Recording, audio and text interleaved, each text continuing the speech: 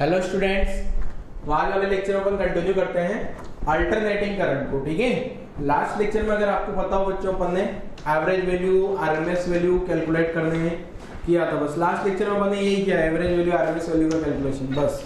उससे पहले वाले लेक्चर में फॉर्मूला समझा था एसी डीसी क्या होता है, और साथ में आरएमएस एवरेज वैल्यू का बेसिक फंडामेंटल समझा था उसमें कि कोई भी एवरेज वैल्यू निकालनी हो कोई भी फंक्शन की और आरएमएस वैल्यू कैसे निकालनी है। अपने पास है जनरली जो है वो अल्टरनेटिंग करंट और अल्टरनेटिंग वोल्टेज, ये दोनों का एवरेज आरएमएस निकालना होगा। एवरेज के बारे में मैंने बताया था बच्चों, अगर कंप्लीट साइकिल है तो एवरेज 0 हो जाता है। देखो मैं रिवाइज करता हूँ फटाफट से point. Complete cycle sine x का एवरेज वैल्यू 0, कॉस एक्स का एवरेज वैल्यू 0 कंप्लीट साइकिल के लिए। ठीक है, फॉर कंप्लीट साइकिल। ठीक है, और साइन स्क्वायर एक्स का एवरेज वैल्यू 1/2 याद रखिएगा बच्चों, कॉस स्क्वायर एक्स का एवरेज वैल्यू 1/2।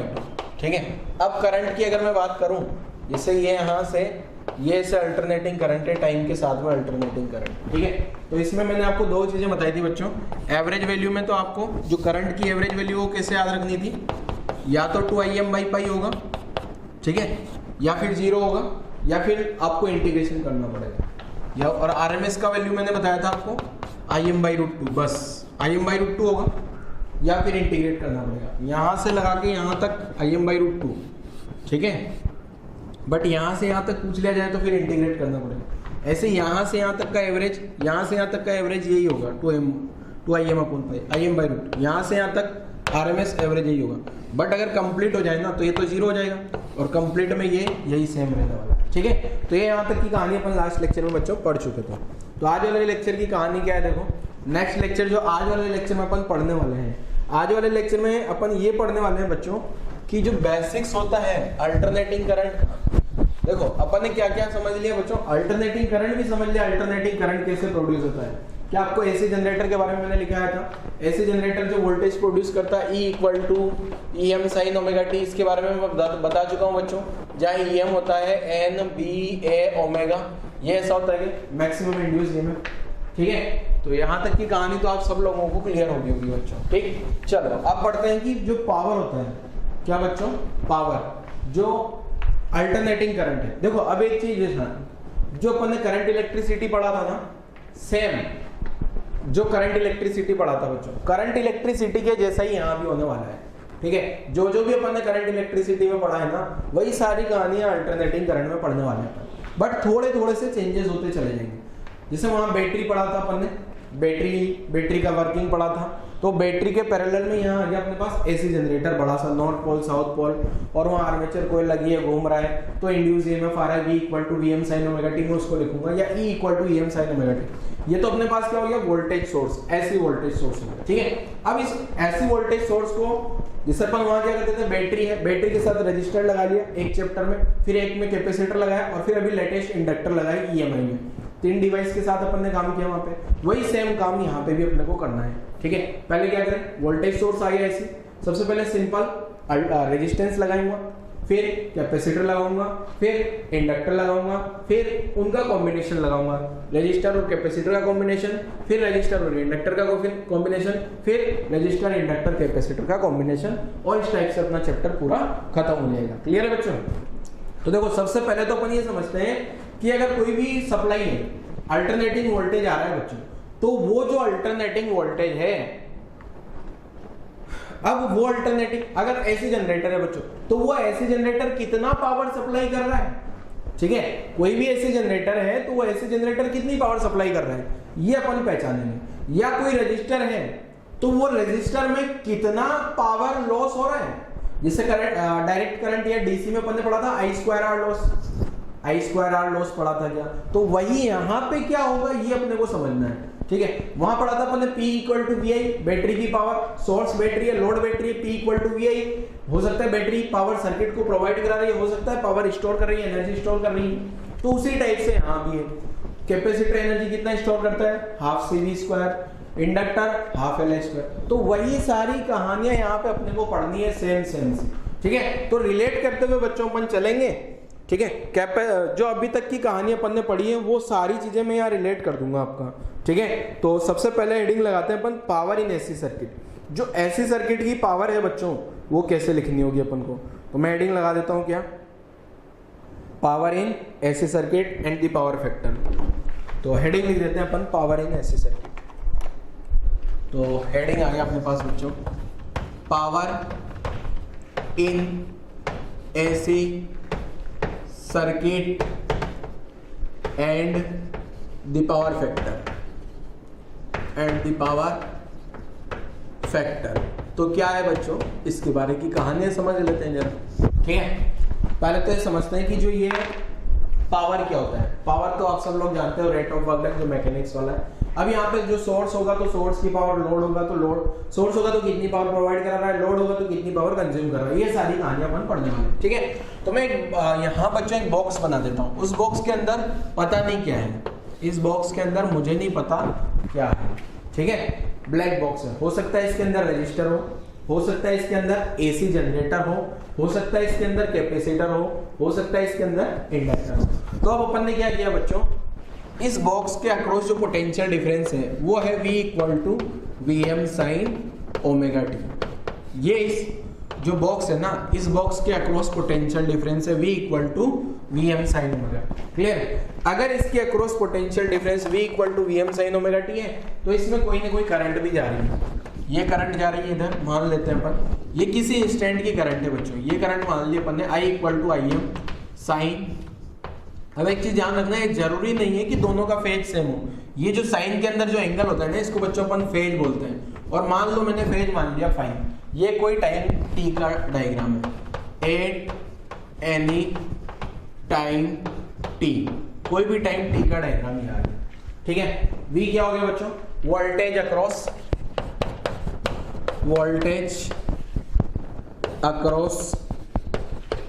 Black box. अब इस बॉक्स के अंदर, इस बॉक्स में अगर जनरेटर होगा तो voltage generate by generator, resistor होगा तो voltage drop on resistance, capacitor होगा तो पोटेंशियल डिफरेंस या वोल्टेज अक्रॉस कैपेसिटर, इंडक्टर होगा तो ये इंड्यूस ईएमएफ के बराबर हो जाएगा, ठीक है ना बच्चों। तो ये हो गया वोल्टेज अक्रॉस। मैं यहाँ सिंपल सा लगा के बॉक्स लिख देता हूँ। अब ये जो बॉक्स वाला वर्ड है बच्चों, इस बॉक्स वाले वर्ड की जगह अलग अलग वर्ड हो जाएंगे, ठीक है ना। आई क्या हो जाएगा, करंट थ्रू बॉक्स। ये जो बॉक्स है उससे कितना करंट जा रहा है, ठीक है। अब ये Vm क्या है बच्चों, Vm आपको पता होगा, ये V का मैक्सिमम वैल्यू है। Im भी आपको पता होगा, I का मैक्सिमम वैल्यू है। और ये ओमेगा क्या है, ये वाला ओमेगा और ये वाला ओमेगा, वो जो एसी जनरेटर जहां से, अगर ये एसी जनरेटर है तो घूम रहा होगा, और अगर ये रेजिस्टेंस है तो इसके अंदर जो करंट आ रही है वो, या वोल्टेज आ रहा है वो उस एसी जनरेटर के कारण आ रहा है, उसका एंगुलर फ्रीक्वेंसी है ओमेगा, ठीक है। ओमेगा आ गया, टी तो टाइम हो गया। फाई को बोला जाता है बच्चों फेज डिफरेंस। फाई को क्या बोला जाता है, फेज डिफरेंस। फाई को बोला जाता है फेज डिफरेंस, ठीक है। Phase difference between V and I भी लिख सकता हूं, या phase difference between current end voltage, between current end voltage, current और वोल्टेज के बीच का फेज डिफरेंस है, क्लियर। अब मुझे यहाँ पे पावर चाहिए बच्चों। अब यहाँ होता क्या है बच्चों, हर एक टाइम पे नाम क्या है इसका, अल्टरनेटिंग करंट। अल्टरनेटिंग करंट का मतलब करंट टाइम के साथ में बढ़ रही होगी, घट रही होगी, नेगेटिव रही, मतलब कोई देर तक थोड़ी देर इधर करंट जा रही होगी, फिर थोड़ी देर में, मान लो 20 सेकंड है, 20 सेकंड पे करंट इधर जा रही है, हो सकता है 30 सेकंड होते करंट उधर जाने लगे, तो इसलिए मैंने किसी टाइम टी का लिखा है। अब यहाँ पे पावर भी जो लिखेंगे ना बच्चों, वो इंस्टेंटेनियस पावर आएगी। कौन सी पावर आएगी, इंस्टेंटेनियस पावर, ठीक है। कौन सा पावर, इंस्टेंटेनियस, मींस किसी इंस्टेंट टी का पावर। इंस्टेंटेनियस मतलब ये जो पावर टी पे पावर आ रही है, ठीक है। तो मैं सिंपल या तो पावर एट टाइम टी लिख दूं या इंस्टेंटेनियस पावर लिख दूं। तो यहां मैं लिखता हूं पावर एट टाइम टी, या इसको मैं सभी लिख सकता हूं इंस्टेंटेनियस पावर, क्लियर है। इसको क्या भी लिखा जा सकता है बच्चों, इंस्टेंटेनियस पावर। इंस्टेंटेनियस पावर का मतलब जो पावर है ना वो टी टाइम पे पावर कितना आ रहा है, क्लियर है। ठीक है। तो ये इंस्टेंटेनियस पावर होगी, तो इंस्टेंटेनियस पावर को अपन ने P से डिनोट कर लिया, तो ये जो पावर होगी P इक्वल टू VI होगी, ठीक है। अब यहाँ जो पावर होगी P, V की जगह तो क्या लिख दिया बच्चों मैंने, VM sin ओमेगा t, ठीक है, और I की जगह मैंने क्या लिख दिया, IM sin omega t plus 5, फिर ब्रैकेट क्लोज, ठीक है। अब यहां से अगर देखा जाए तो ये तो टाइम के साथ वेरी कर रही है बच्चों, तो यहां से पावर क्या है ना, ये बड़ी अजीब सी आ रही है इंस्टेंटेनियस पावर। अब आपसे बोल देते हैं t equal to 1 second, 2 second, 3 second, तो अलग अलग टाइम रख के आप पावर निकाल लेना, बट ऐसी पावर कोई नहीं पूछेगा आपसे। हमेशा पावर पूछी जाएगी जब भी ये वाले चैप्टर में पावर पूछेगा ना, तो एवरेज पावर पूछेगा हमेशा। अब यहाँ एवरेज पावर, इसका एवरेज निकाल लेंगे। क्या मैंने एवरेज निकालना सिखाया बच्चों आपको? एवरेज निकालना सिखाया क्या? कैसे? Integration P D T, Y का एवरेज क्या निकाला था अपन ने? Integration Y D X upon D X. Current का एवरेज क्या निकाला? Integration I D T upon D T, ठीक है। ऐसे पावर का एवरेज क्या आ जाएगा? Integration P D T upon D T. एक तरीका तो वो हो गया, दूसरा तरीका देखो। दूसरा एक सिंपल सा तरीका है, पहले मैं इस पावर को थोड़ा सा अरेंज करता हूँ, इसको ऐसे लिखूं वीएम आई एम अपॉन 2, मीन्स मैंने 2 का मल्टीप्लाई डिवाइड कर लिया, ये आ गया 2 omega T, 2 sine into sine omega T plus 5। ये ऐसा लिख सकते हैं इसको बच्चों, यहाँ तक किसी को कोई दिक्कत नहीं होना चाहिए। मैंने क्या किया, सिंपली 2 का मल्टीप्लाई डिवाइड कर लिया। मैंने क्या किया बच्चों, सिंपल 2 का मल्टीप्लाई एंड 2 का साथ में डिवाइड कर लिया। ऐसा इसलिए क्योंकि मैं यहाँ से कुछ न कुछ करना चाह रहा हूँ। यहाँ से क्या करूँगा, देखो यहाँ से कुछ न कुछ ऐसा अरेंजमेंट करूँगा कि ये जो है क्या बन जाएगा बच्चों अपने पास। ये मैथ्स वाले बच्चों को तो ये समझ आ जाता है बड़ा अच्छे से कि अब मैं क्या करने वाला हूँ, बट बाय वालों को हवा भी नहीं लगने वाली कि क्या हो रहा है ये, ठीक है। क्लियर है ना? ये वाली स्टेप जो है, ये स्टेप आपको परेशान कर सकती है, तो इसके लिए मैं आपको समझाता हूँ कि क्या करने वाला हूँ मैं, ठीक है। तो वो कहानी क्या है जो मैं यहाँ से बताने वाला हूँ आपको। अब आपको ये समझना है बच्चों, 11th में मैंने आपको एक फॉर्मूला पढ़ाया होगा, बाय वालों को भी पढ़ाया होगा, cos a plus B cos a minus B. एक काम करता हूँ, पहले एक स्टेप बच्चों आप ये ध्यान रख लो, यहाँ से मैं एक स्टेप लिख देता हूँ, उसको आप एक बार 1 मिनट के लिए याद रख लो बस, फिर मैं उसको आपको बता भी दूंगा वो स्टेप कैसे आई, ठीक है ना, क्योंकि उसमें थोड़ी सी मैथ्स लगेगी। अब डेरिवेशन, ये डेरिवेशन यहाँ से चला चला चला, अब मैं बीच में मैथ्स के 5-6 लाइन्स लिख दूंगा तो थोड़ा अच्छा नहीं लगेगा, इसलिए अब आपको क्या लिखना है, इस पी को ऐसे लिख दो बच्चों, V M I M upon 2, ये आ गया cos 5 minus cos 2 omega T plus 5, ठीक है। ये इसको ऐसा लिखा जा सकता है। अब ऐसा क्यों लिखा उसका रीजन मैं अभी बता दूंगा बच्चों, आप बस 2 मिनट वेट कर लो, क्या, ठीक है। 2 मिनट वेट करो, अभी आगे आ जाएगा कि ये क्यों आया, ऐसा क्यों आया। क्लियर? चलो यहां तक की कहानी आप सबको क्लियर है। अब अगर मुझे एवरेज पावर लिखना है बच्चों, तो एवरेज पावर क्या करूंगा, ये पावर है, इसका एवरेज लिखना है, तो ये तो कांस्टेंट है बच्चों, ये तो मैक्सिमम वैल्यू वोल्टेज की मैक्सिमम वैल्यू, करंट की मैक्सिमम वैल्यू 2, ये तो कांस्टेंट है, एजीटी आ जाएगा। 5 भी कांस्टेंट है, तो 5 का एवरेज भी 5 होगा, बट यहाँ इसका एवरेज 0 आ जाएगा। क्या इसका एवरेज 0 क्यों आएगा बच्चों, ओमेगा टी, ठीक है। इसका एवरेज 0 क्यों आएगा, यहाँ ओमेगा टी है ना, पूरा कंप्लीट साइकिल लिखूंगा ना मैं, कंप्लीट साइकिल के लिए इसका एवरेज क्या आ जाएगा बच्चों अपना 0, इसका एवरेज 0 आ जाएगा कंप्लीट साइकिल के लिए। क्लियर है? क्यों आ जाएगा, क्योंकि आपको मैंने बताया था साइन थीटा कोस थीटा का एवरेज वैल्यू 0, तो साइन एक्स का एवरेज वैल्यू 0, तो साइन एक्स प्लस बी का भी 0 होगा, तो उसी पैटर्न का बन गया क्या। तो अब मैं यहाँ पे जो एवरेज वैल्यू लिखूंगा इसका तो 0 आ जाएगा, और ये सब तो कांस्टेंट है एज इट इज, तो यहाँ से एवरेज पावर के आगे देखो अपने पास, एवरेज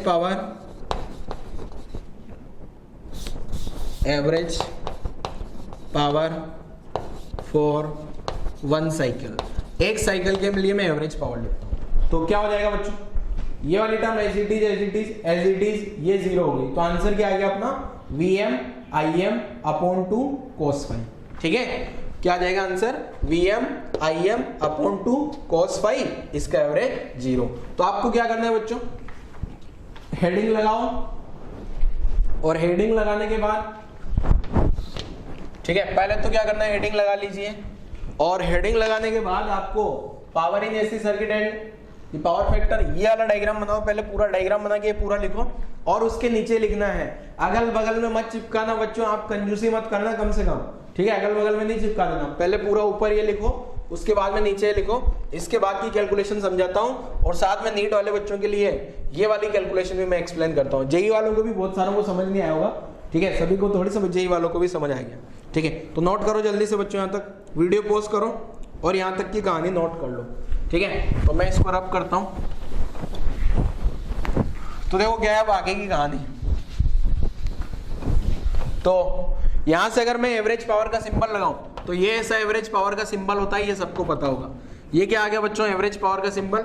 ये Vm तो एज इट इज, Im भी as it is, 2 as it is, यहाँ पे cos phi as it is, और इसका एवरेज 0 हो जाएगा, ठीक है ना। मैंने इधर राइट में पूरा सिंबल नहीं लगाया, चाहो तो पूरी ये लाइन लिख के पूरा एवरेज का सिंबल लगा के फिर कांस्टेंट लगा के बाहर निकालो, मैंने डायरेक्ट लिख दिया। एवरेज लिखते ही क्या होगा बच्चों, ये तो इसका एवरेज, इसका एवरेज, इसका एवरेज, कांस्टेंट का एवरेज तो वही रहेगा क्या।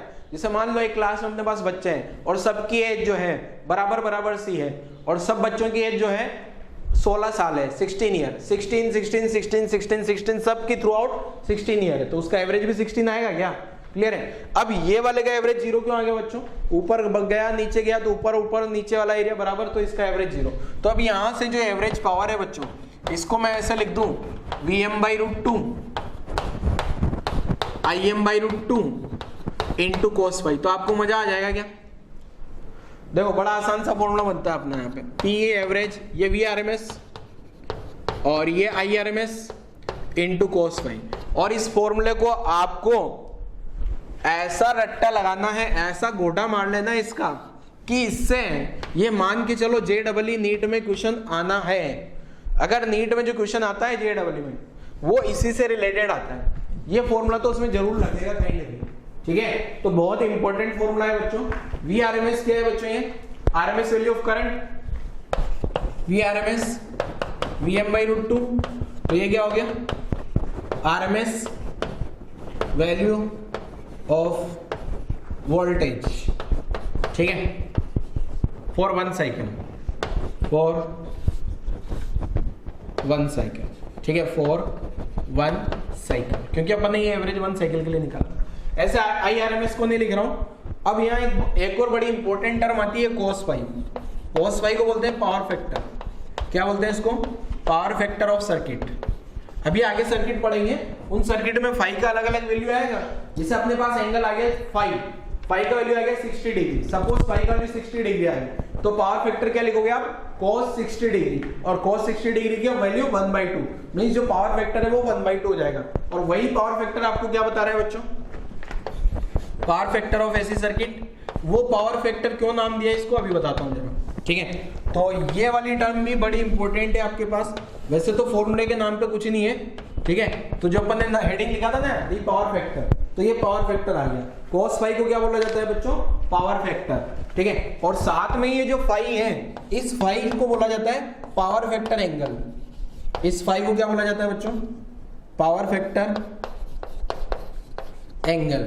ये वैसे फेज डिफरेंस ही तो है ये, और कुछ नहीं है, बट इसका एक और नाम दे देते हैं इसको, पावर फैक्टर एंगल, ठीक है। नाम देने में क्या जाता है, तो पावर फैक्टर एंगल भी नाम दे दिया इसको। एक और पावर फैक्टर एंगल कभी बोल दिया जाए आपको तो समझ जाना है फाई है, क्लियर है बच्चों। यहाँ तक की कहानी समझ आ गई होगी आपको।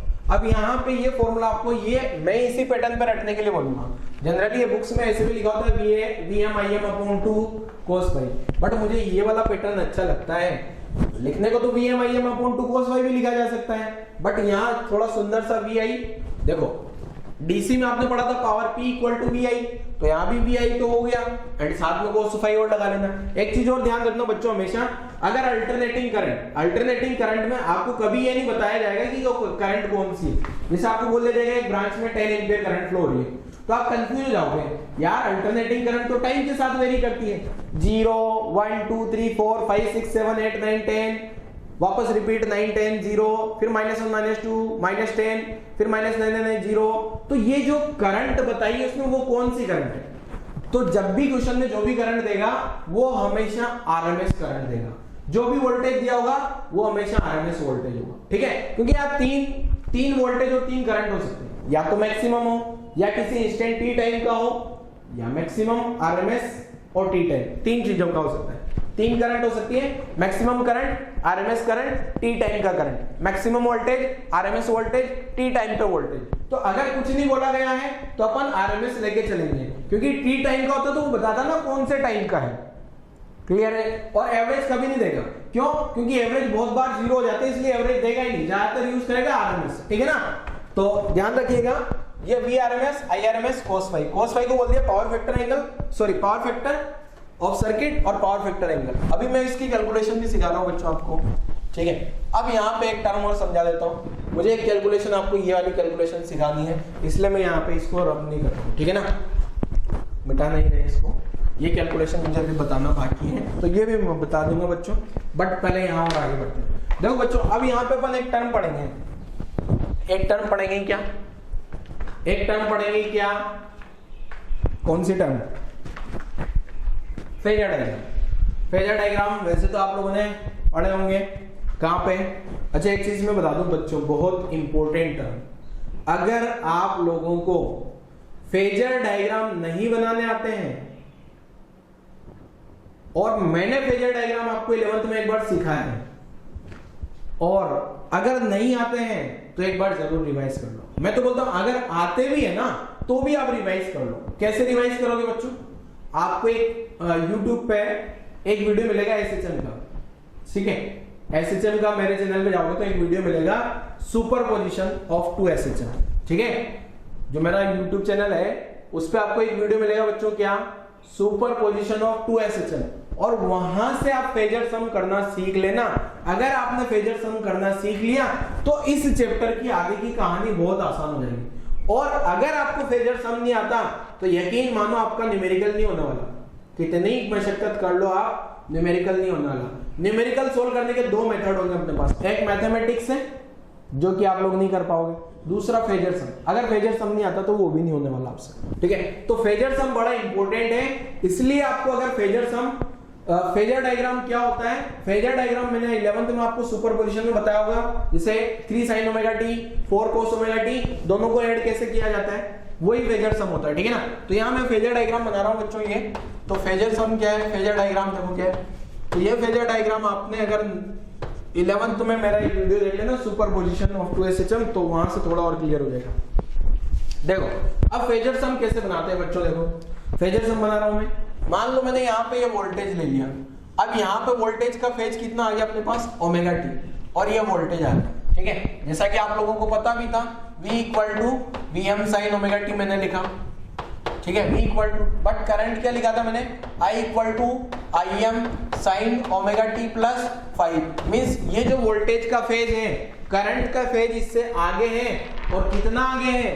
मान लेता हूं मैं यहाँ पे ये करंट है, ये करंट आ गई बच्चों, और ये वाला जो एंगल दिया है ना अपने को, इस एंगल को ही अपन क्या बोल रहे हैं? Power factor angle. Power factor angle या फेज डिफरेंस, यहां से बोला जाए तो फेज डिफरेंस। तो ये अपने पास आई आ गई, V आ गई बच्चों। क्लियर है? अब यहाँ पे अगर कुछ नहीं बोला गया है तो ये इंस्टेंटेनियस हो सकता है, आरएमएस मैक्सिमम सारी कहानी हो सकती है। अब इस आई के दो कंपोनेंट होंगे बच्चों, आई के दो कंपोनेंट होंगे। जैसे ये मैंने VRMS लिख लिया है, कुछ नहीं बोला जाता है तो अपन RMS लिख लेंगे, VRMS, और इधर मैंने क्या लिख लिया बच्चों? IRMS। ठीक है, अब इस IRMS के दो कंपोनेंट किए जा सकते हैं बच्चों। ठीक है, एक कंपोनेंट तो IRMS का इधर होगा क्या, एक कंपोनेंट तो ये हो गया, इस कंपोनेंट को मैं बोल रहा हूं IRMS cos फाई। वैसे तो करंट क्या है बच्चों? एक स्केलर क्वांटिटी है। ठीक है, तो भी मैं इसके कंपोनेंट कर देता हूं। कंपोनेंट हमेशा अपन एक वेक्टर क्वांटिटी के ही करते हैं, बट यहाँ करंट जो है वो करंट फेजर में, मतलब मैं क्या कर रहा हूँ, फेजर का मतलब होता है रोटेटिंग वेक्टर, मतलब अपन इनको वेक्टर मान के क्वेश्चन सोल्व कर सकते हैं। ठीक है, वैसे वोल्टेज करंट दोनों स्केलर है, बट दोनों को मैंने क्या मान लिया? Vector, rotating vector. ठीक है, ये IRMS cos फाई आ गया, और ये IRMS sin फाई आ गया। क्लियर है? अब अगर आप पावर में देखोगे बच्चों, यहाँ से जो पावर देखेंगे अपन, ये जो पावर आती है, ये पावर कौन सी आती है? VRMS into IRMS cos phi. ठीक है, पावर क्या आ रही है बच्चों? VRMS IRMS cos phi. इसका मतलब ये जो VRMS की डायरेक्शन में जो करंट है ना, वही करंट यहाँ एपियर हो रही है क्या? यहाँ पे कौन सी करंट आ रही है? देखो ये IRMS cos फाई आ रही है बस बच्चों। इसका मतलब ये वाली करंट IRMS sin फाई, ये तो फालतू की करंट है क्या? ये तो कोई काम ही नहीं आ रही। मतलब अपन क्या चाहेंगे कभी भी सर्किट में कि ये फाई क्या हो बच्चों? फाई जो है ऑलमोस्ट जीरो होगा ना, फाई अगर जीरो होगा तो मैक्सिमम ये वाली करंट आएगी, ये वाला पार्ट तो मिनिमाइज रहेगा, मिनिमम रहेगा। और अपन चाहेंगे भी हमेशा क्या, ये वाला जो कंपोनेंट है, ये वाला कंपोनेंट कम से कम हो, ये वाला कंपोनेंट ज्यादा हो, ठीक है। इसको बोला जाता है पावर फैक्टर इंप्रूवमेंट, ठीक है। अगर फाई का वैल्यू 0 हो, फाई का वैल्यू क्या हो बच्चों 0, फाई का वैल्यू टेंड्स टू 0 हो तो cos फाई 1 होगा, और cos फाई 1 हो सकता है मैक्सिमम, पावर फैक्टर की मैक्सिमम वैल्यू, पावर फैक्टर की मैक्सिमम वैल्यू 1 हो सकती है, तो उसको बोला जाता है पावर फैक्टर इंप्रूवमेंट, ठीक है ना। अपन क्या चाहेंगे हमेशा सर्किट में कुछ भी ऐसा अरेंजमेंट करूं कि पावर फैक्टर कितना हो जाए 1, ठीक है, ताकि मैक्सिमम जो पावर है अपने पास आ जाए, ठीक है। तो ये वाली जो पावर आ रही है बच्चों, ये जो पावर आ रही है, ये तो अपनी काम की पावर आ गई, ठीक है। अब ये जो पावर आ रही है, ये वाला कंपोनेंट तो करंट का काम वाला कंपोनेंट है, ये वाला कंपोनेंट फालतू का कंपोनेंट है, तो इसको बोला जाता है वाटलेस करंट, कुछ काम का नहीं, वाटलेस करंट। वाटलेस का मतलब ये पावर में जो है उसका पार्ट नहीं बन रहा है, और ये वाले कंपोनेंट को बोला जाता है करंट का वाटफुल करंट, ठीक है, ये काम की करंट है, ठीक है। तो वाटलेस एंड वाटफुल करंट क्या है, इसकी कहानी आपको समझ आई होगी बच्चों, तो मैं लिख देता हूं वाटफुल एंड वाटलेस करंट क्या है, देखो। तो वाटलेस करंट कौन सी होगी बच्चों, साइन फाई वाली तो वाटलेस होगी, तो यहां से आई आरएमएस कोस फाई, ये तो अपने पास हो गई वाटफुल करंट, वाटफुल करंट, ठीक है, इसका कोई मीनिंग है। बट ये जो साइन फाई वाली आ रही है बच्चे, आई आरएमएस साइन फाई, ये अपने पास जो आएगी, ये अपने पास आ गई वाटलेस करंट, ठीक है, कोई काम की नहीं है, फालतू की करंट है, फालतू ये बेकार में जा रही है, कोई इसका यूज नहीं आ रहा है। तो याद रखना बच्चों दोनों पॉइंट्स को भी, मैं बॉक्स बना नहीं पा रहा हूँ यहाँ पे, मजबूरन जगह नहीं है इसलिए, ठीक है। ये दोनों पॉइंट इसमें काम के, यहाँ अल्टरनेटिंग करंट में बहुत सारे फॉर्मूले बनते जाएंगे, और 12th में जो इलेक्ट्रोडायनेमिक्स है उसकी यही खास बात है बच्चों, फॉर्मूला पे फॉर्मूला आता जाता है। 11th में तो क्या था, मैकेनिक्स से पूरी F बराबर है में, तो F बराबर है में 1 महीना पढ़ लेते हैं अपन, F बराबर है में एक फॉर्मूला याद किया, फ्री बॉडी डायग्राम बनाते रहो 1 महीना निकल जाता है। यहाँ ऐसा नहीं होता, यहाँ इलेक्ट्रोस्टैटिक में 50-60 फॉर्मूले आ जाते हैं, ठीक है। तो यहाँ फॉर्मूले का खेल है सारा 12th में, बहुत सारे फॉर्मूले आते हैं, 11th से 3 या 4 कुछ फॉर्मूले हैं 12th में, ठीक है। और पढ़ने में 12th आसान है, कैलकुलेशन आसान होती है, कैलकुलेशन हार्ड नहीं होती। अगर फॉर्मूला आपको पता लग गया कौन सा लगाना है तो फिर तुरंत से आंसर आता है। तो यहाँ ध्यान रखना, देखो अभी कितने सारे, अभी 1 2 3 4 और ये फेजर डायग्राम, 5 चीजें मैं बता चुका, ये याद रखनी है अभी तक आपको, ठीक है। तो यहाँ तक की कहानी लिखो बच्चों, आप लोग वीडियो पॉज करो, ये पावर के बारे में लिखो, यहाँ तक लिखो, ये नहीं लिखना, ठीक है, ये नहीं लिखना है अपन ने, ये तो पहले लिखा है, ये आपस से मत लिख देना आप लोग, ठीक है। ये केवल मैंने इसलिए लिखा हुआ है अभी तक बोर्ड पे कि इसकी कहानी मुझे आपको मैथ समझानी है कि किस टाइप से है। तो यहाँ तक की कहानी लिखो बच्चों आप लोग, ठीक है, यहाँ तक की कहानी लिखो वीडियो पॉज करके।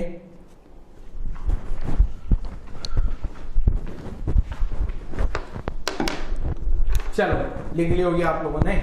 तो अब मैं आपको क्या समझाना चाह रहा हूं, यहाँ की ये जो इसके पीछे की मैथमेटिक्स क्या है बच्चों, तो इसके पीछे की मैथमेटिक्स समझते हैं जरा। तो ये ट्रिग्नोमेट्री का खेल है बच्चों, ठीक है, ये आप सभी ने बना लिया होगा फेजर डायग्राम। मैं वापस रिपीट कर रहा हूँ बच्चों, फेजर डायग्राम पे टिका हुआ है सारा खेल। हर एक न्यूमेरिकल में मैं फेजर डायग्राम बनाऊंगा, हर एक न्यूमेरिकल में फेजर डायग्राम बनाऊंगा, और आपसे अगर फेजर डायग्राम नहीं बना तो फिर प्रॉब्लम हो जाएगी। फेजर डायग्राम नहीं आता है तो आप सुपरपोजिशन पढ़ लेना जरूर, ठीक है। चलो मैं आता हूँ फॉर्मूले पे।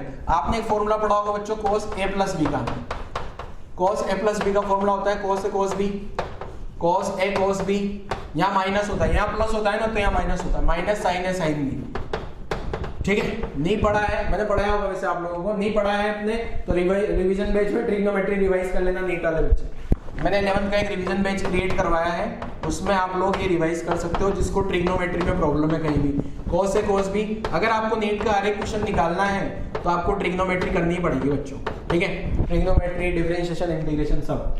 चलो आगे बढ़ते हैं बच्चों।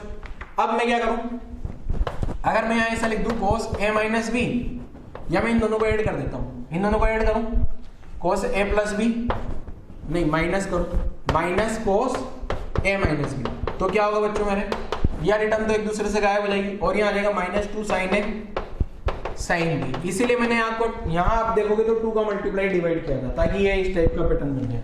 अब इस माइनस को भी इधर शिफ्ट कर दो तो क्या बन जाएगा, देखो cos a minus B minus cos a plus B equal to 2 sin a sin b।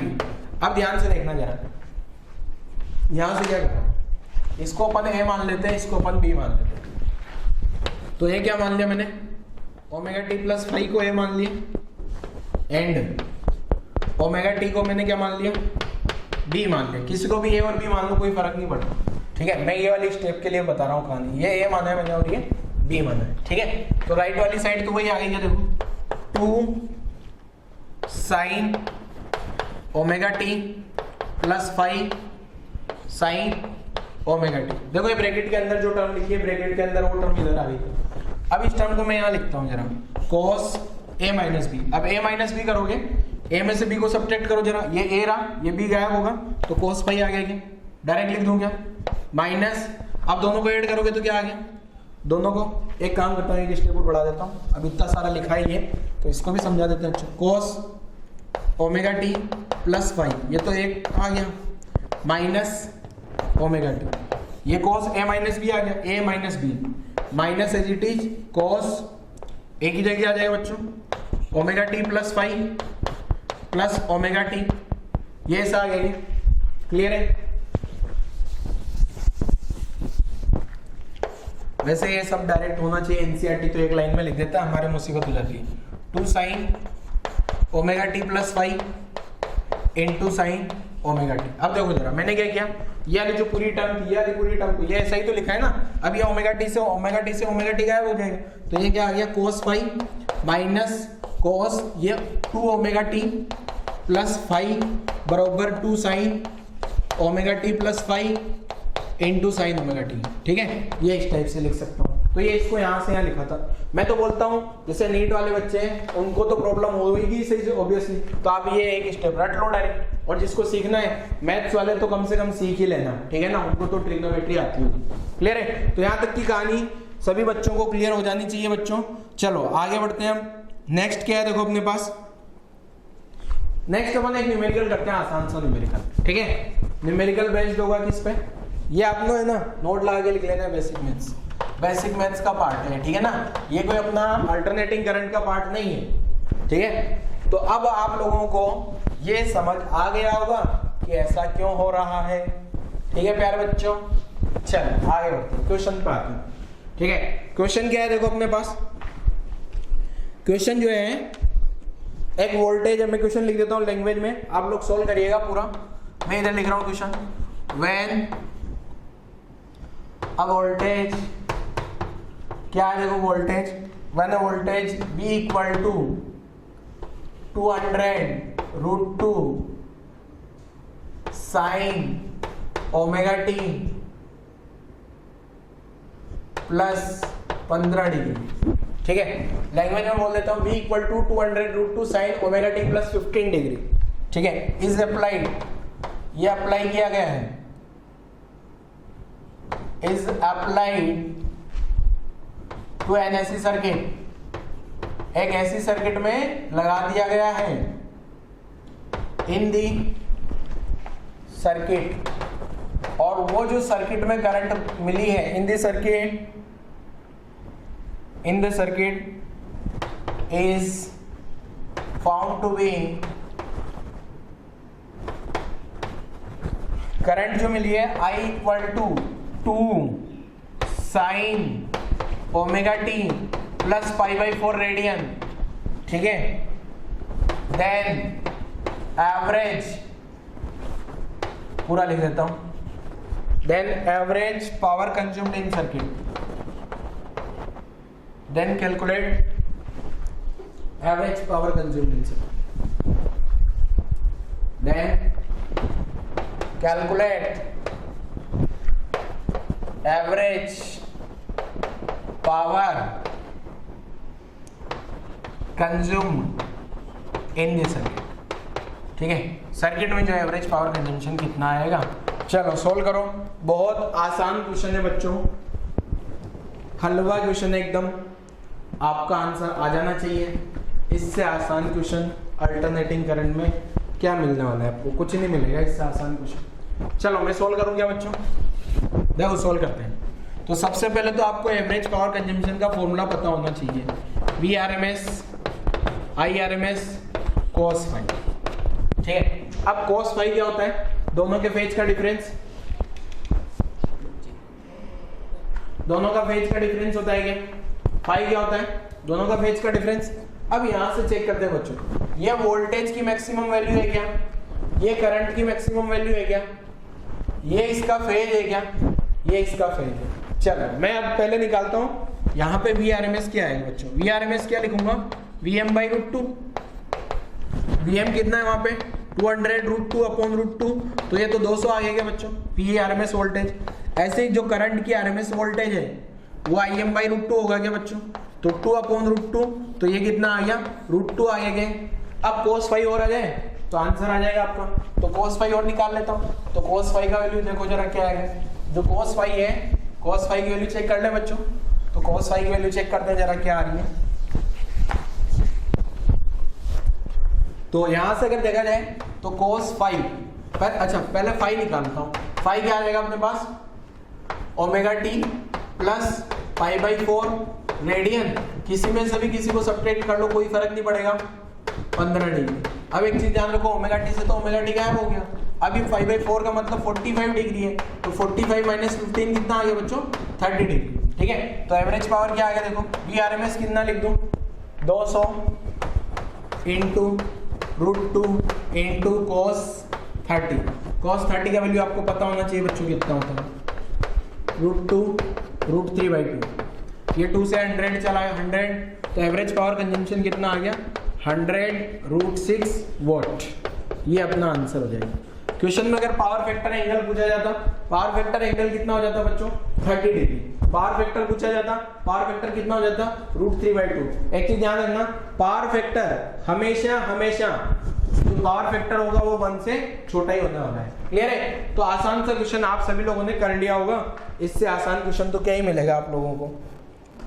ठीक है, चलो आगे बढ़ते हैं और नोट करो जल्दी सॉल्यूशन, अगले क्वेश्चन पे आ जाते हैं। नेक्स्ट क्वेश्चन क्या है देखो बच्चों, नेक्स्ट क्वेश्चन इसको हटा दें। अच्छा मैं नेक्स्ट क्वेश्चन से पहले अपने को पहले थ्योरी समझते हैं, थोड़ा सा थ्योरी। तो कुछ बेसिक डेफिनेशन से वो मैं समझा देता हूं आपको। तो क्या है देखो बेसिक डेफिनेशंस,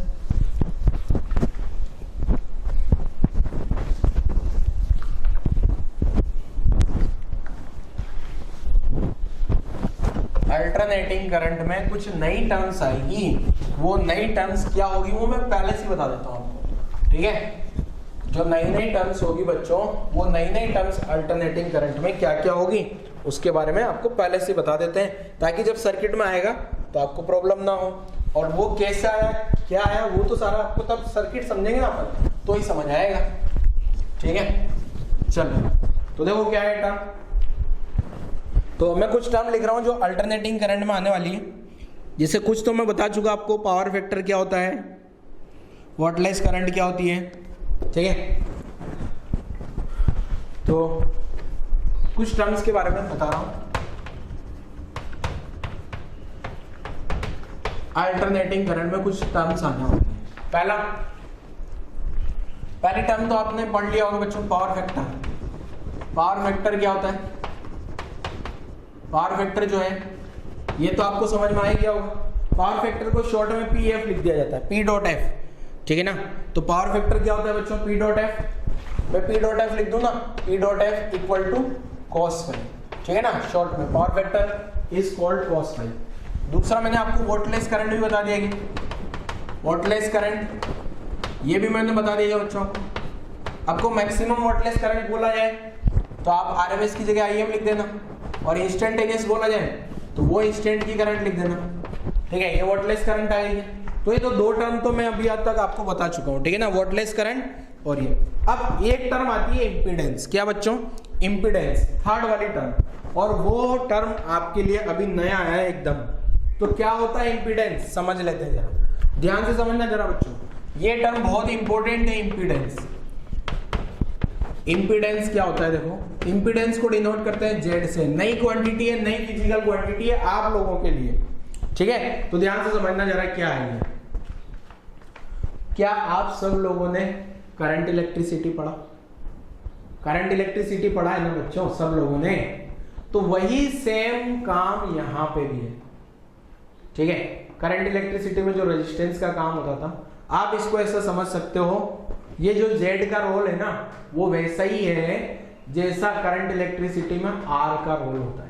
R बोले तो रेजिस्टेंस, ठीक है। तो role of Z in AC same as role of, मैं Z लिखूं शॉर्ट में, इंपेडेंस नहीं लिख रहा हूं, role of Z in AC same as role of resistance in DC, ठीक है। क्लियर है? शॉर्ट में लिख दिया मैंने बच्चों, क्लियर। मींस जो Z का जो भी रोल है अल्टरनेटिंग करंट में वही सेम रोल रेजिस्टेंस का डीसी में होता है। तो अपन यहां जिसे ओम्स लॉ लिखते थे ना, जैसे मैं डीसी में अगर ओम्स लॉ लिखूं, डीसी में ओम्स लॉ क्या लिखते थे, V equal to I R, खत्म। यही लिखते थे अपन डीसी में, तो V equal to I R. पर यहां क्या दिक्कत है बच्चों, यहां दिक्कत यह है कि जो वोल्टेज और करंट है वो तीन टाइप की होती है, आरएमएस, एवरेज, और आरएमएस भी होता है, एवरेज भी होता है, और क्या होता है, मैक्सिमम भी होता है, इंस्टेंटेनियस भी होता है। तो अपन क्या लिखेंगे बच्चों, जैसे अगर मैंने मैक्सिमम की टर्म में लिखा, मैंने क्या लिखा, जैसे V equal to I Z, ये V equal to I Z हो गया, ठीक है, V equal to I Z हो गया। और जैसे मैं यहां लिख देता हूं, ये V equal to I Z हो सकता है, Vm equal to I M into Z हो सकता है, V R M S equal to I R M S into Z हो सकता है, और V average equal to I average into Z हो सकता है। तो ये इस टाइप से सारी पैटर्न पे लिखा जा सकता है। ये पहला वाला तो कौन सा हो गया, एट एनी टाइम टी या इंस्टेंटेनियस, ठीक है, एट एनी टाइम टी। और ये क्या हो गया, मैक्सिमम वाला हो गया, ठीक है। नेक्स्ट कौन सा हो गया बच्चों, आरएमएस वाला हो गया। नेक्स्ट कौन सा हो गया, एवरेज वाला हो गया। ये सब ओम्स लॉ है क्या, ये सब के सब ओम्स लॉ है, ठीक है। जैसे ये ओम्स लॉ था ना बच्चों, ओम्स लॉ ये तो डीसी में था, ठीक है। तो ये फॉर्मूला आपको याद रख लेना है। अब जेड क्या है बेसिकली, तो जेड का अगर मैं बोलूं तो ये इस टाइप से बोल सकता हूं, V M upon I M, V upon I, V R M S upon I R M S, V average upon I average, ठीक है। तो ये इस टाइप से, इसको याद रख लेना। ये इंपीडेंस हो गया। अब आगे जब न्यूमेरिकल्स में आएगा ना तो और चीजें क्लियर हो गया, ठीक है। तो यहां तक थर्ड वाला पॉइंट तक लिख लो बच्चों आप लोग। थर्ड वाला जो पॉइंट मैंने समझा है ना, इतना थर्ड पॉइंट लिखो आप। फिर मैं आपको एक टर्म और बताता हूं, कि क्या क्या दो टर्म और है। एक काम करूं, मैं इधर ही लिख दूंगा ऊपर, fourth and fifth term. Fourth and fifth term, fourth क्या है देखो, फोर्थ एंड फिफ्थ दो टर्म है। Fourth inductive reactance,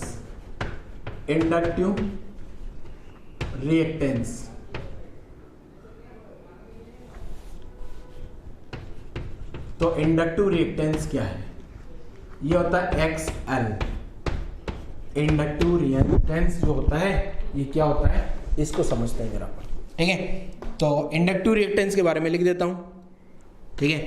inductive reactance XL क्या है, ये जो XL है बच्चों ये होता है ओमेगा L, ठीक है। अब देखो ये क्या है, ये जो है ना बच्चों, role of XL in role of, ये सिंपल अगर मैं बोलूँ ना, सिंपल लैंग्वेज में एक और लैंग्वेज लिखता हूँ मैं, ये सिंपल ऐसा बोल सकते हो आप, रेजिस्टेंस ऑफ, जैसे ये इंपीडेंस का लैंग्वेज लिखा है ना, इसी इंपीडेंस का एक और लैंग्वेज लिख सकता हूँ मैं। ये जेड है, इंपीडेंस जेड क्या है, same as resistance in DC. तो ऐसा ही शॉर्ट में लिखता हूँ। ये क्या है बच्चों, ये है क्या, रेजिस्टेंस ऑफ इंडक्टर, या रेजिस्टेंस नहीं होता, सेम एज रेजिस्टेंस लिखता हूँ, same as resistance, same as, या क्या लिखूं रे, एक्सेल जो है resistance of inductor in AC, ऐसा लिख लो, resistance of inductor in AC, ठीक है, फॉर्मूला ये याद रखना है, कैसे आया अभी आगे आ जाएगा जब डेरिवेशन करेंगे। एंड फिफ्थ एको टर्म में कैपेसिटिव रिएक्टेंस, कैपेसिटिव, तो कैपेसिटिव रिएक्टेंस क्या है देखो, इसको XC लिखा जाता है बच्चों, और XC होता है 1/ωc। XC क्या होता है 1/ωc, और इसको क्या लिख दोगे, रेजिस्टेंस ऑफ कैपेसिटर इन, ऐसा समझ सकते हो, ठीक है ना। अभी आगे आ जाएगा वैसे क्या हो जाएगा बच्चों, रेजिस्टेंस ऑफ इंडक्टर की जगह क्या लिख लेना, कैपेसिटर इन ऐसे, ठीक है। तो मैं लिख नहीं रहा हूँ, मेरे पास जगह नहीं बची है यहाँ पर, तो छोटा छोटा सा लिख दूँ, रेजिस्टेंस ऑफ कैपेसिटर इन ऐसे, बस लिख दिया, आप भी लिख लें, ठीक है। तो यहाँ तक की कहानी लिखो, ये इंपॉर्टेंट टर्म है, 2 टर्म पहले बता दिया आपको। इंपीडेंस में आपको कोई प्रॉब्लम नहीं हो रही होगी यार, वैसे ये इंपीडेंस और ये रिएक्टेंस 2 टाइप के हो गए अपने पास, इंडक्टिव और कैपेसिटिव, ठीक है। तो इंडक्टिव रिएक्टेंस क्या होता है, कैपेसिटिव रिएक्टेंस क्या होता है, ये सारी कहानी अभी धीरे धीरे जैसे जैसे चैप्टर बढ़ेगा तो आपको समझ आ जाएगा। जैसे मैं कैपेसिटर पढ़ा हुआ ना आपको, अल्टरनेटिंग करंट के साथ कैपेसिटर का डीलिंग कैसे करना है, तो ये वाली टर्म समझ में आ जाएगी। फिर आपको समझाऊंगा मैं अल्टरनेटिंग करंट के साथ इंडक्टर को कैसे डील करना है, तो ये वाली टर्म समझ में आ जाएगी, ठीक है। तो यहाँ तक की कहानी नोट करो बच्चों, ये जो टर्म्स मैंने लिखी है ऐसे में, यहाँ तक की आप टर्म्स लिख डालो जल्दी से, ठीक है। और अगर आपने यहाँ तक लिख लिया हो तो आगे बढ़ते हैं अपन, ठीक है। अब आगे बढ़े, अब अपन क्या करने वाले हैं, एक एक करके सारे सर्किट को लाइन पे लेके आते हैं, मीन्स एक एक लेके सबका रिसर्च करते हैं कि किस टाइप से ऐसी सर्किट्स बन सकते हैं, ठीक है। वैसे अपने सिलेबस में सारे सीरीज सर्किट हैं, पैरेलल सर्किट अपने सिलेबस में नहीं है, ठीक है। तो सीरीज सर्किट का अपन स्टडी कर लेंगे सारे के सारे, इवन एनसीईआरटी में, नीट में, जेईई में, मेंस में, एडवांस में तो कुछ भी आ जाए, एडवांस का भरोसा थोड़ी, ठीक है।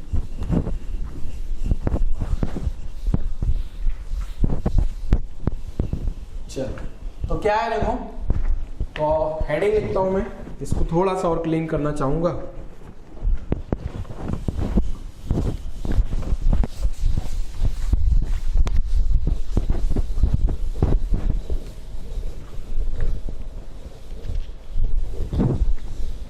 तो देखो क्या है, कैसे सर्किट्स में काम करेगा, ऐसे सर्किट में कैसे काम करना है ये समझते हैं, ठीक है ना। तो हेडिंग लिख रहा हूं बच्चों में, हेडिंग क्या हो गया अपने पास, ऐसी सर्किट, ठीक है। अब अपन ऐसी सर्किट के बारे में पढ़ना शुरू करते हैं। अभी तक तो अपन ने बेसिक पढ़ ली, अब ऐसी सर्किट में खूब सारे ऐसी सर्किट पढ़ाने वाला हूं, ठीक है। पहला जो है प्योर आर का मतलब ओनली रेजिस्टेंस, ठीक है। पहला सर्किट जो पढ़ेंगे प्योर आर, मतलब इसमें केवल ओनली रेजिस्टेंस होगा बच्चों, ठीक है ना।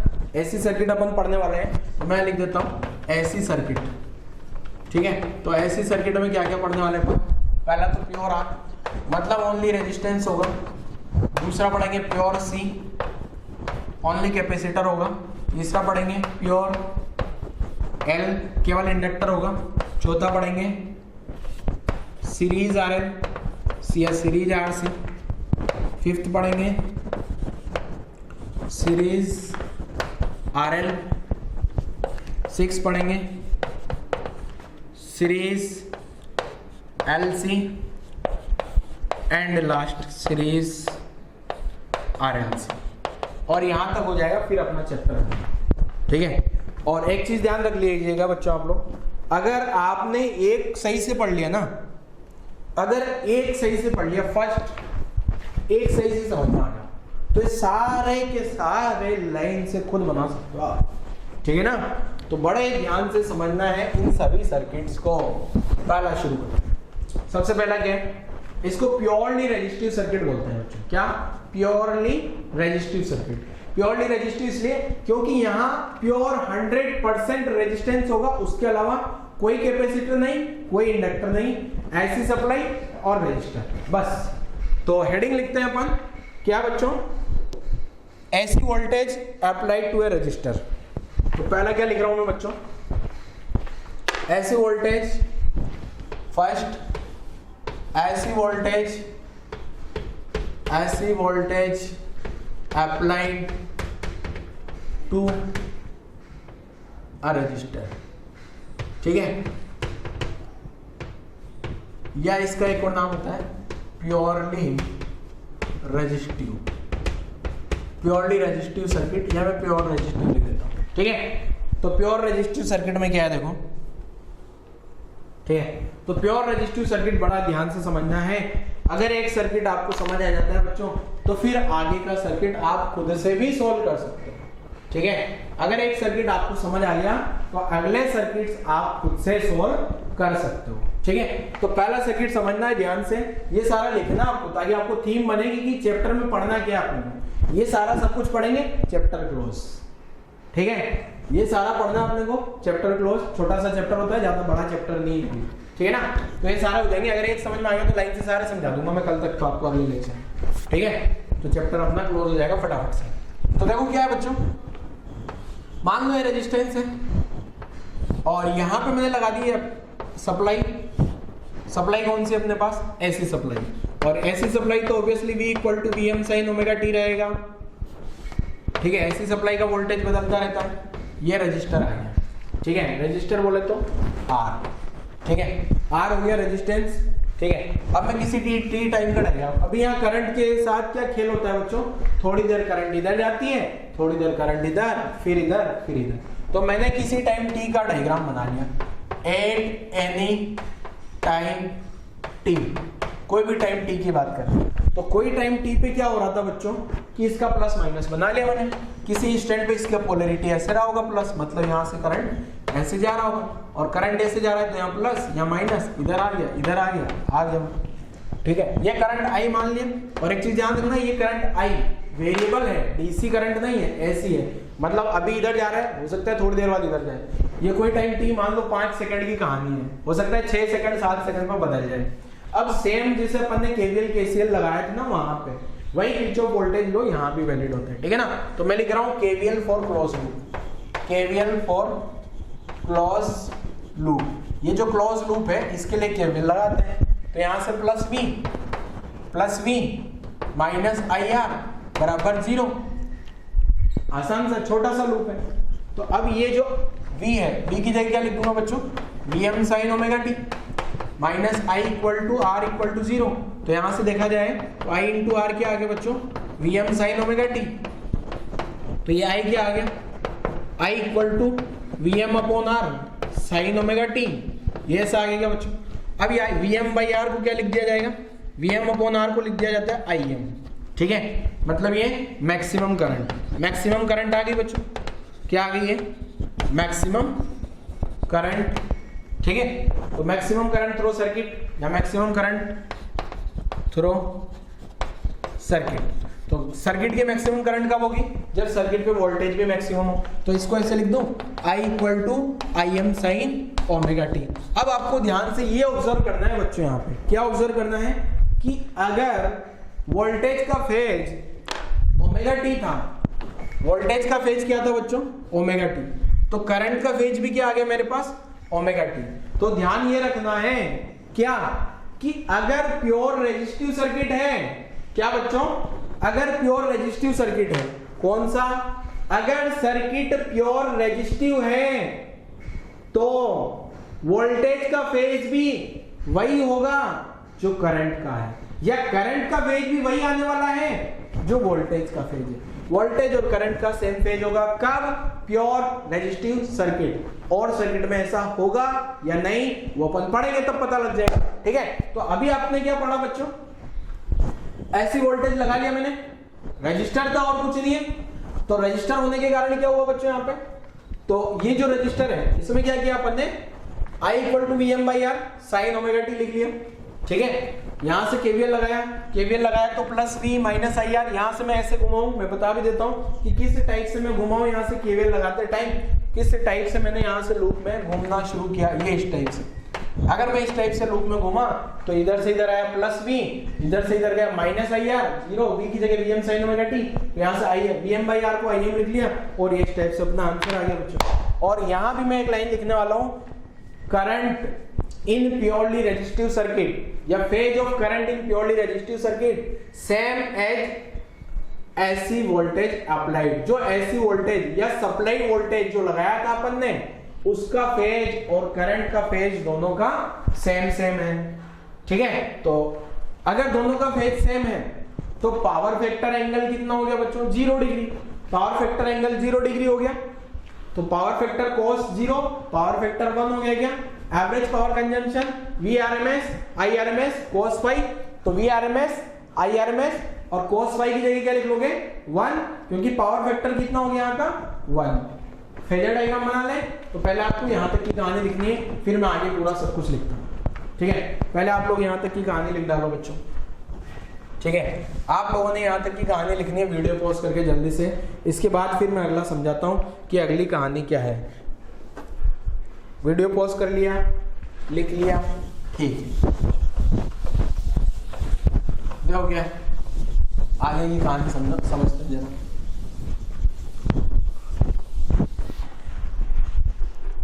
देखो समझ लेते हैं। पहले तो मैं यहाँ एक लाइन लिख देता हूँ बच्चों। क्या ये जो करंट का फेज आ रहा है, phase of current, phase of current same as applied voltage, phase of current in purely resistive circuit, in purely resistive circuit, purely resistive circuit same as applied voltage. ठीक है, जो अप्लाइड वोल्टेज लगाया था ना बच्चों अपन ने, उसी के जैसा फेज आ गया यहाँ पे। क्लियर है, मतलब जो करंट का फेज था वही सेम फेज वोल्टेज का भी आ रहा है। तो मैं लिख भी देता हूँ, जैसे मान लो अब फेजर डायग्राम बनाता हूँ इसका।